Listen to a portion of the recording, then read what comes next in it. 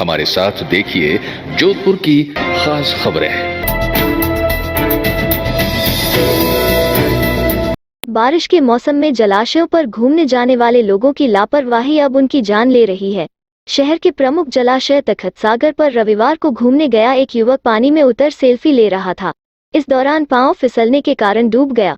उसके एक दोस्त ने बचाने का भरसक प्रयास किया, लेकिन विफल रहा। गोताखोरों ने कल रात उसे काफी खोजा, लेकिन शव नहीं मिला। आज सुबह उसका शव तखत सागर से खोज निकाला गया। सामान्य तौर पर ज्वेलर्स द्वारा सोने चांदी के जेवरात बेचते समय इनमें लगे हुए नग, चीट, स्टोन व अन्य आर्टिफिशियल आइटम का वजन कम करके ही ग्राहकों को बेचा जाता है, किंतु दिल्ली की ज्वेलरी फर्म द्वारा पैंडल सेट में लगे स्टोन को भी ग्राहक को सोने के भाव तौल कर बेचने पर उपभोक्ता संरक्षण आयोग द्वितीय ने उक्त फर्म पर 1.5 लाख रुपए हर्जाना लगाया है। सोने के भाव से तोल किया एवं स्टोन के पैसे भी सोने के भाव से वसूल किए।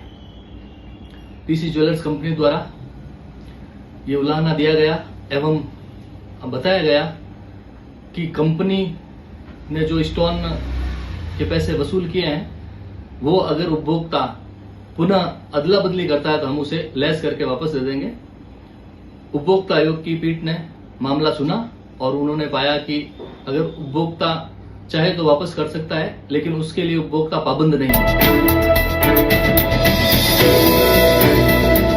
एमडीएम अस्पताल के कार्डियोलॉजी विभाग के डॉक्टरों ने एक 70 वर्षीय पुरुष के हार्ट की 2 नसों में 360 डिग्री कैल्शियम मिश्रित ब्लॉकेज को हटाकर 3 स्टेंट लगाए। ब्लॉकेज को हटाने की चारों तकनीक के प्रयोग से यह संभव कर दिखाया।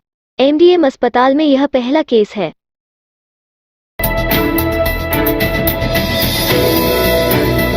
ब्रह्मा कुमारीज के युवा प्रभाग द्वारा मनमोहिनीवन स्थित ग्लोबल ऑडिटोरियम में स्वर्णिम युग की पुनर्स्थापना की ओर युवाओं का आध्यात्मिक अभियान विषय पर आध्यात्मिक युवा संसद का रविवार को जोरदार आगाज हुआ। इसमें देश भर से अलग अलग क्षेत्रों के उच्च शिक्षित प्रोफेशनल युवा भाग लेने पहुंचे हैं। सबसे खास बात, युवा संसद की कार्यवाही पूरी तरह से लोकसभा संसद की तर्ज पर की जा रही है। इसमें बाकायदा लोकसभा अध्यक्ष, उपाध्यक्ष, कमेटी मेंबर, मंत्री आदि बनाकर संबंधित विषय पर पक्ष विपक्ष की भूमिका में युवा अपने विचार रख रहे हैं। संसद में भाग लेने के लिए देश भर से 500 से अधिक युवक युवतियां भाग लेने पहुंचे हैं।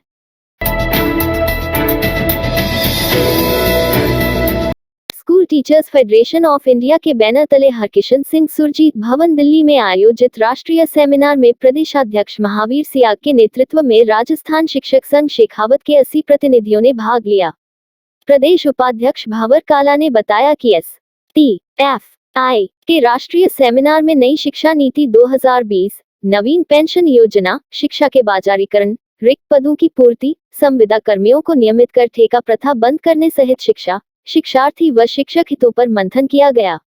STFI के राष्ट्रीय सेमिनार में सीटू के महासचिव प्रोफेसर तपन सेन ने नई पेंशन योजना के खतरों से अवगत कराते हुए PFRDA एक निरस्त कर पूरे भारत में पुरानी पेंशन योजना लागू करने की मांग की।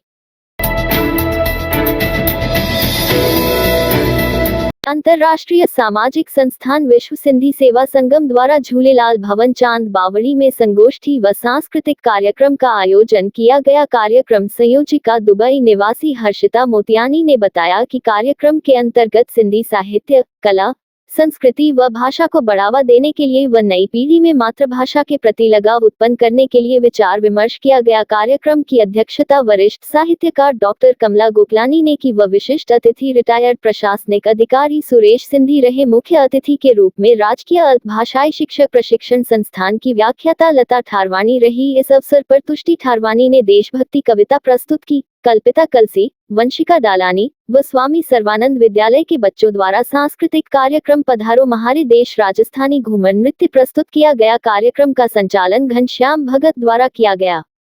ये थे आज के मुख्य समाचार। विस्तार से जानने के लिए पढ़ते रहिए दैनिक नवज्योति।